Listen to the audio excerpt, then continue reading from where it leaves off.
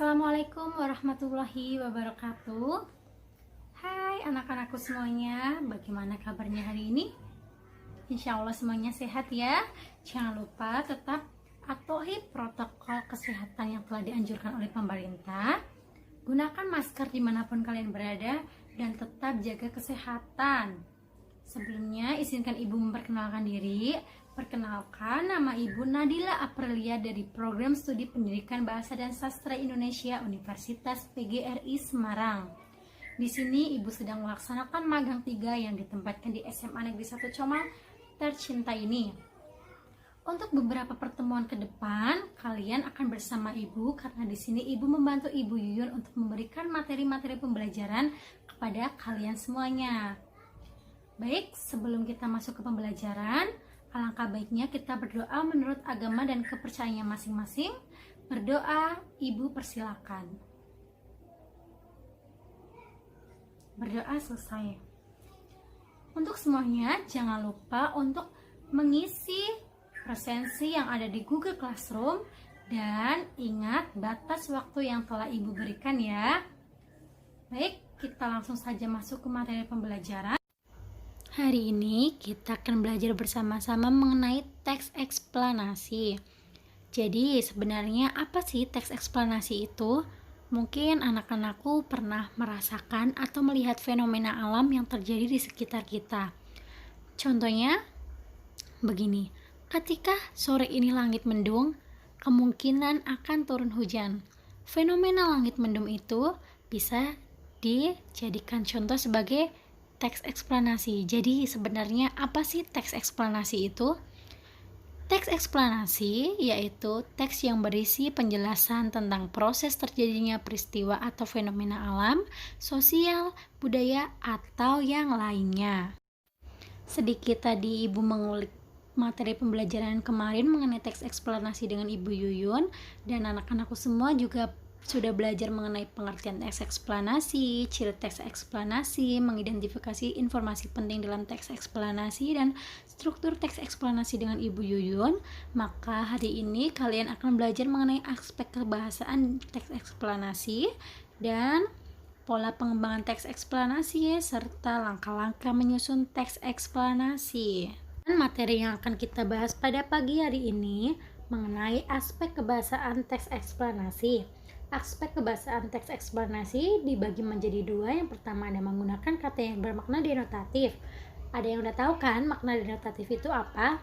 Ya, benar sekali, makna yang sebenarnya.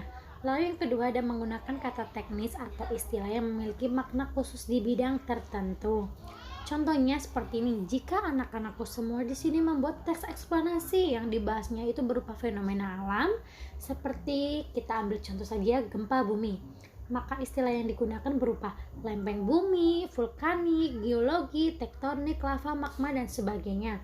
Dan jika anak-anakku semua di sini membuat teks eksplanasi yang dibahas berupa fenomena sosial seperti kemiskinan, maka istilah yang digunakan bisa berupa urban, urbanisasi, migrasi, tingkat pengangguran, dan sebagainya.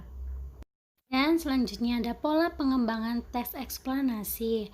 Pola pengembangan teks eksplanasi juga ada dua bab atau dua pola. Yang pertama ada paragraf sebab akibat, yaitu paragraf yang menggunakan pola khusus induktif atau dapat pula umum khusus deduktif.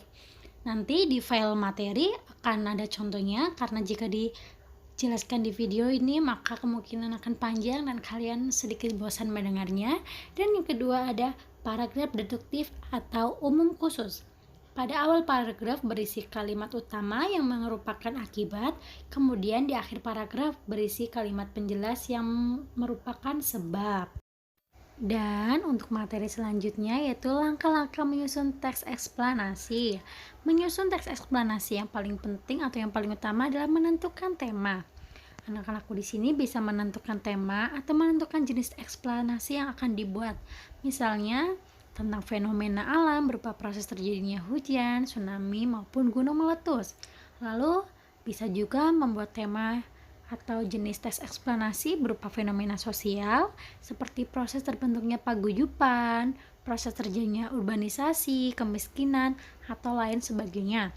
Setelah anak-anakku semua menentukan tema, kemudian baru kalian menuliskan ide-ide pokok berupa topik yang dapat dikembangkan. Setelah menuliskan ide-ide pokok, kalian dapat mengumpulkan bahan yang bisa diperoleh dari buku, internet, ataupun penelitian langsung. Lalu baru kalian menyusun kerangka teks eksplanasi. Kerangka teks eksplanasi dapat mengikuti pola pernyataan umum, kemudian deret penjelas, kemudian interpretasi. Lalu kalian kembangkan kerangka tersebut menjadi teks eksplanasi yang utuh. Seperti itu anak-anak. Jadi ada yang mau ditanyakan? Jika ada yang masih dibingungkan, bisa langsung saja kabarin ibu atau bisa langsung tanya dengan ibu.